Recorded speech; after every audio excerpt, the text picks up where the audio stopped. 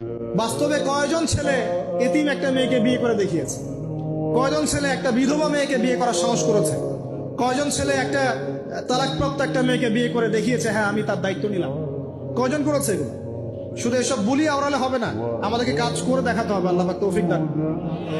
আবার কিছু কিছু মানুষ এখন আবার ফ্যান্টাসিতে ভুগছে যে একাই 4-5 জনের দায়িত্ব নিয়ে ফেলবে। শোনেন, কিছু কিছু বিষয় কোরআন হাদিসে আছে ঠিকই, কিন্তু যারা এই পথে পা বাড়ায় নাই তাদের অভিজ্ঞতা অত বেশি নয় যারা পা বাড়িয়েছে। অতএব ফ্যান্টাসি বাদ দেন।